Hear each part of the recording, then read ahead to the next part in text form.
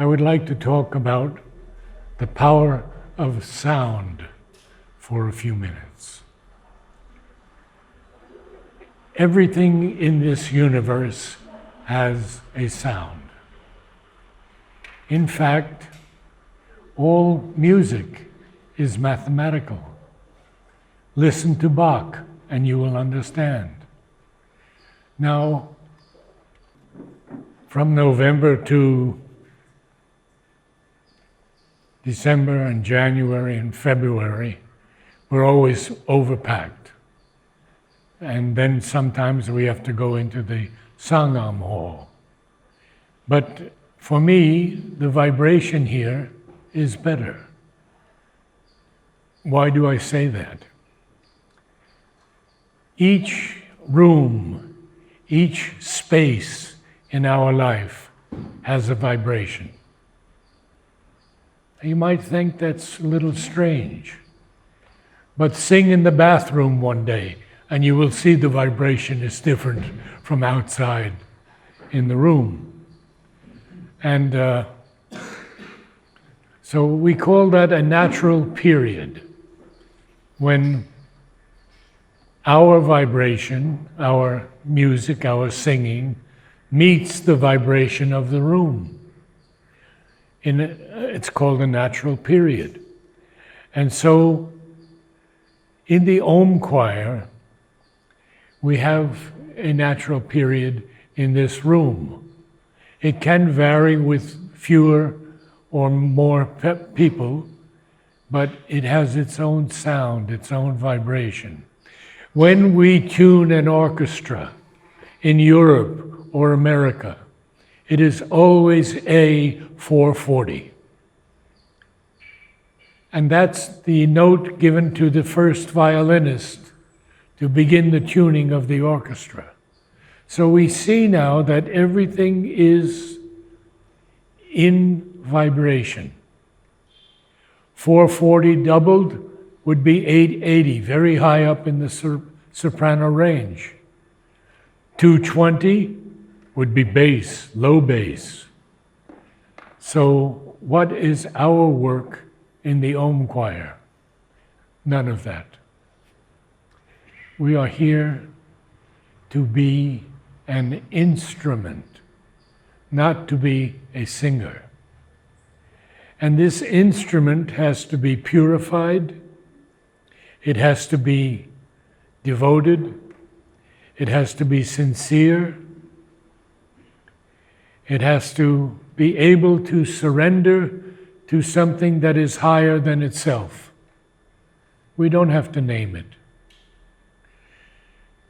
We already know the name of something that is higher than ourselves. Call it by any name. But what we want to do is to invoke that supreme power as a sacred choir.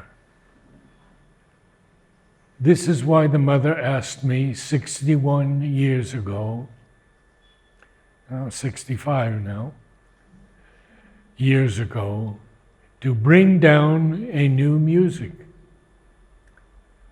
And being a bit of a wild kid, I said to Mother, I don't know anything about combining words and music, because the great composers, especially in the early 1900s,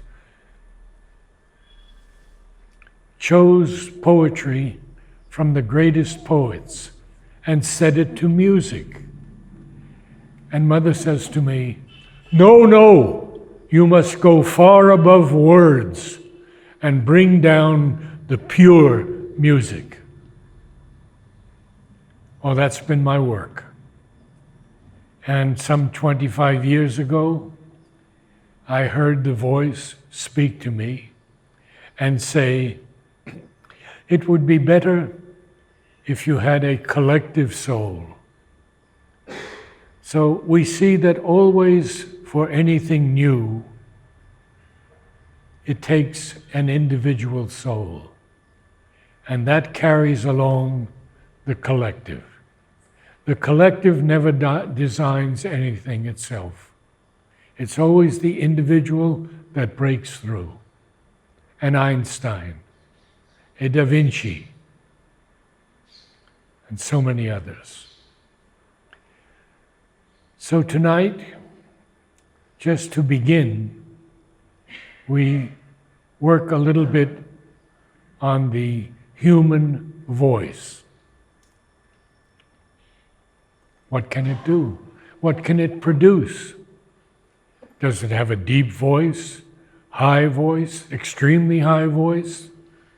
Which I rarely hear when we begin singing the Om, because people are too shy. They're too withheld. And why should that be when we're all one being? Call it the divine in us, if you will. The main thing is to leave the ego outside. When we are in the ego state, we are always alone. Look at Christianity. Oh yes, that religion is good, but not as good as ours. And that's the key. We all think of ourselves as an individual. And in a way that's not untrue, because the ego brought us here, knowing who we are. This one knows, I'm a man, I'm a woman, I'm old, I'm young, I'm a child, I'm an elderly man or woman. But that is not who you are at all. You are God. And we are all God. But unfortunately, we're in the stage of having to shed off many, many, many different veils. Veils of education, veils of family, veils of work. And I could go on and on. The more we shed those veils, the more we begin to learn who we are. So, now I've talked enough, and we begin our Om choir. First thing is a single note, Om.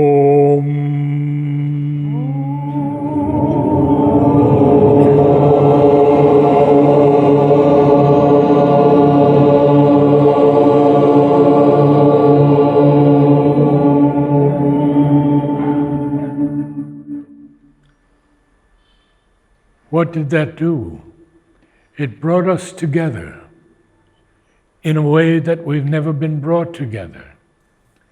It can even begin to open us to recognize who we are, to recognize that there is something in us that is higher than we knew, something that is in us more beautiful, more perfect, more powerful. So now we begin. No, no, no, no, no, no, no, no, no.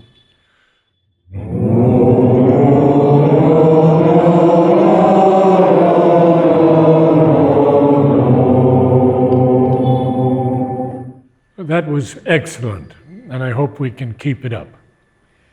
But there are parts of the body that need a bit of teaching.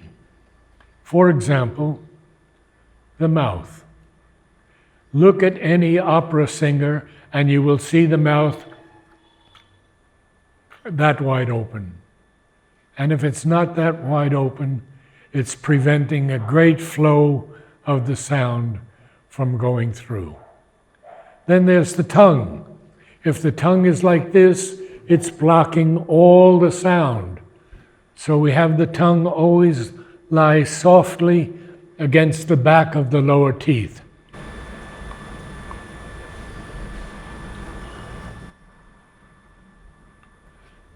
Very gentle.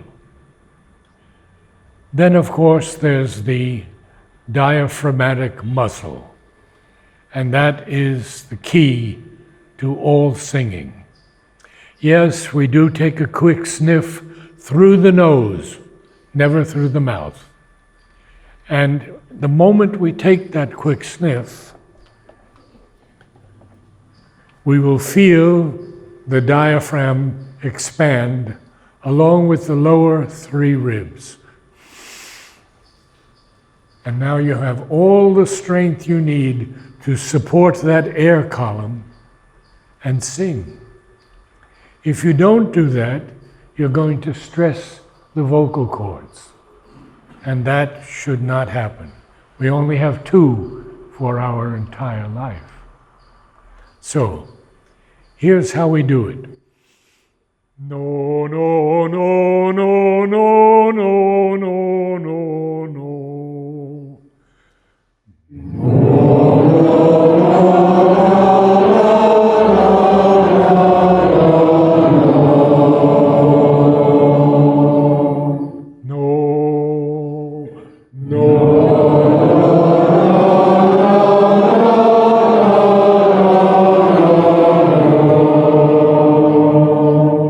It's very interesting that I see almost everyone's mouth closed.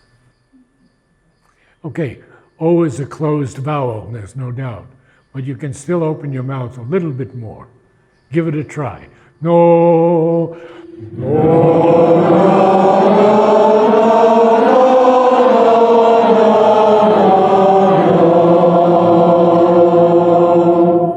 Now you have to be very careful in the Om, because the Om is a very unique sound. And you have to shape the lips to the O. Now, what I just heard was all kinds of sounds. No, it has to be O.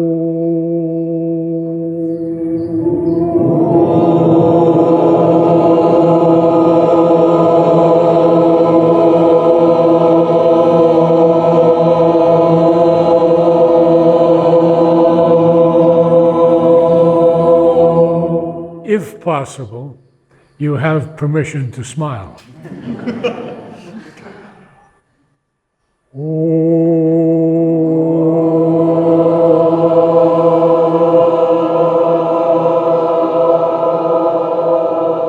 I'm hearing that, we don't want that.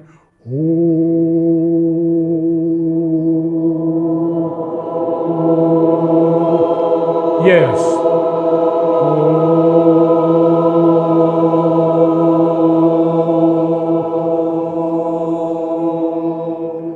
Now we're going to go higher, but we have to use the diaphragm.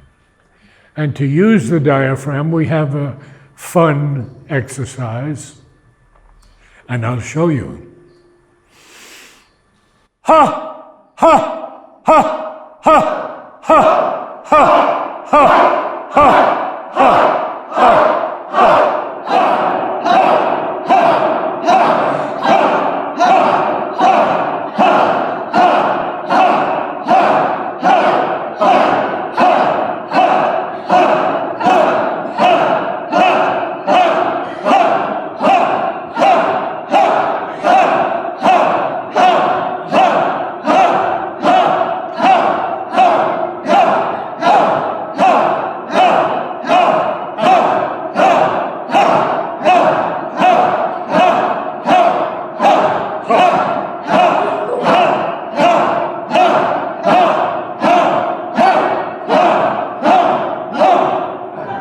He almost drowns all of you out.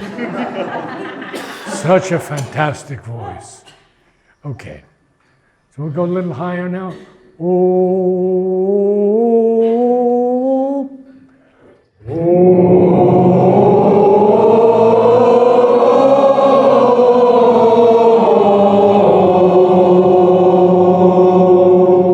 Now you will feel the moment you need to use that diaphragm.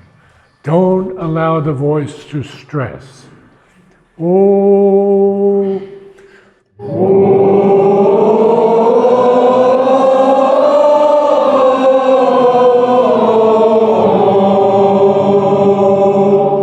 Only a couple of people stressed. It has to flow out of there. What you do as an opera singer or a professional singer, you think that the note is far above that you're going to sing. And you reach it from there down, not up. Oh, oh, oh.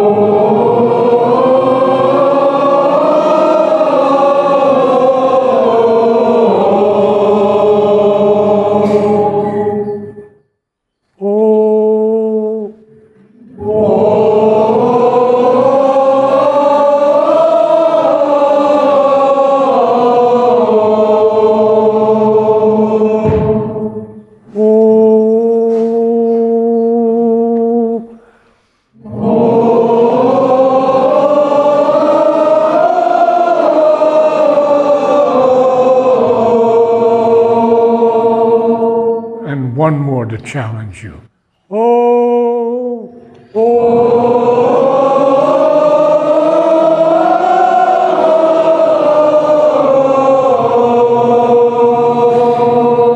That was too easy. One more to challenge you. Oh,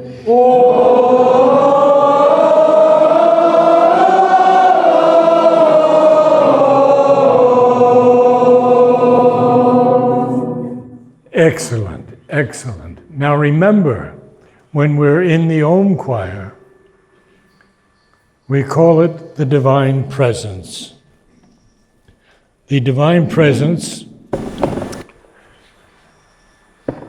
I cannot form it any other way. You can call it the Divine, you can call it God, you can call it whatever. But something sings through us all the time.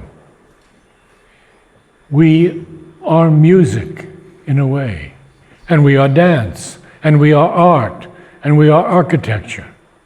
We are everything.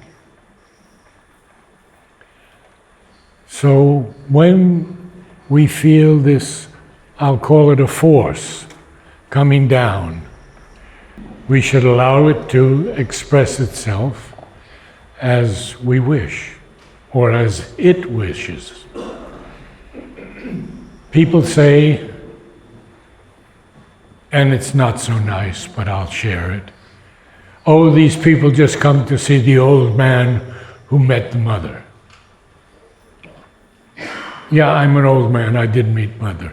That means nothing at all. Did I make progress from it? Did I grow even a little in this life? Did I experience the Divine Presence? Yes, I have.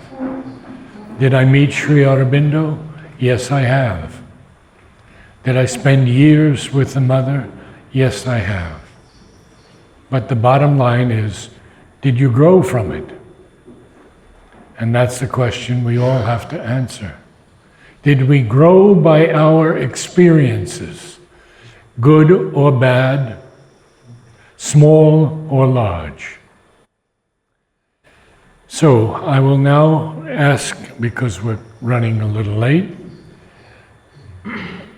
all of us to begin to grow and to draw deeply within, as deep in ourselves as we can go.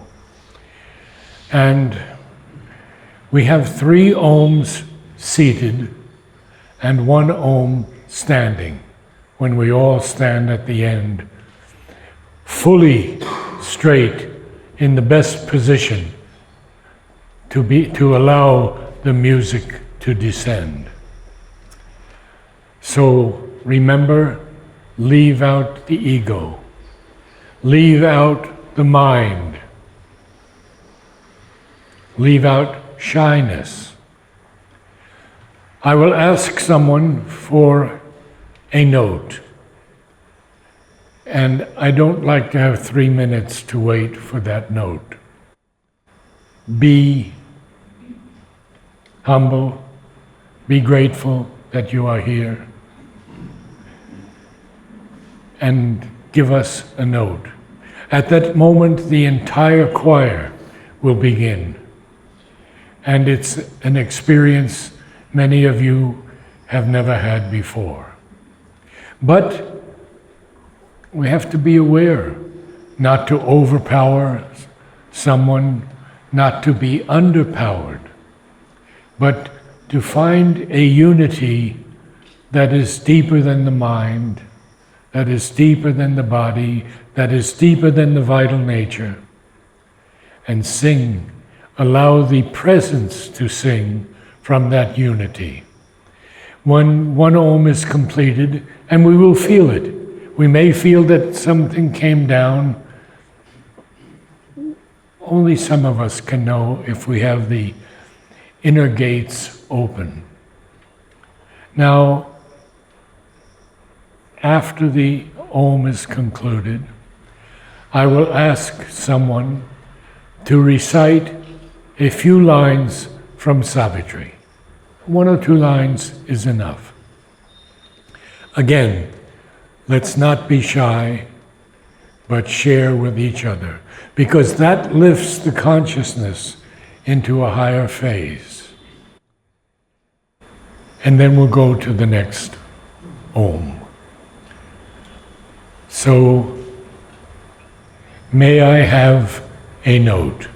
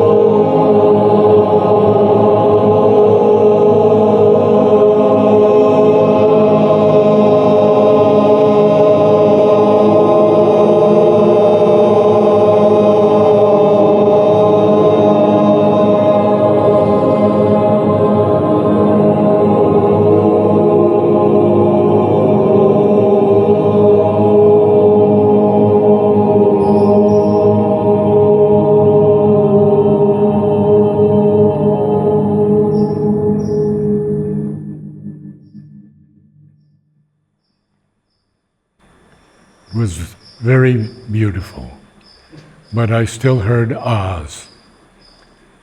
We must sing Om to invoke that power. May I have a line or two from Savitri? Numberless the stars swam on their shadowy feet, describing in the blue the ways of light. Then, while they skirted yet the southward verge,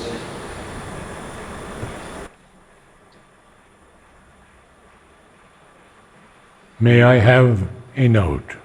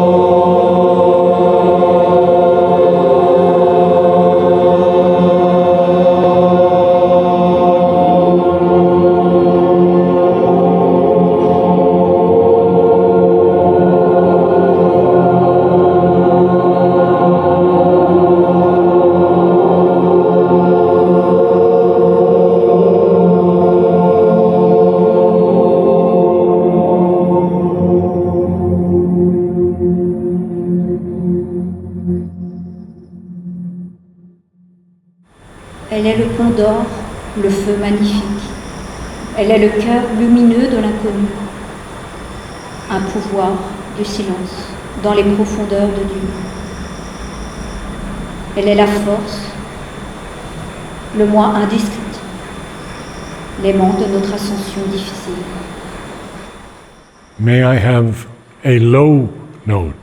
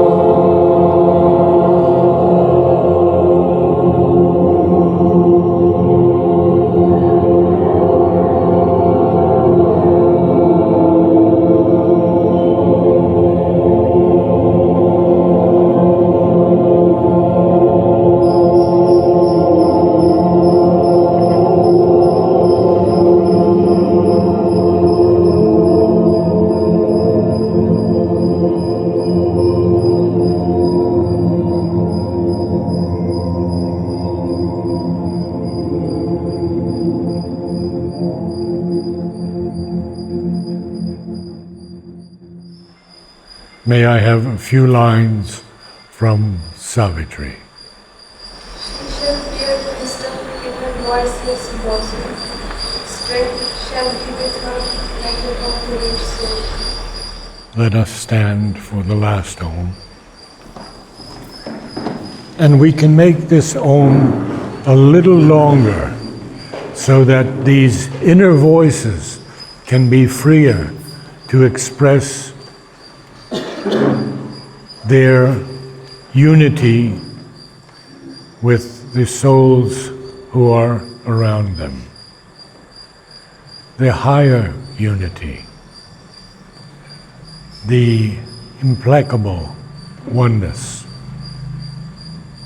the supreme unity of a collective aspiration. May I have a note?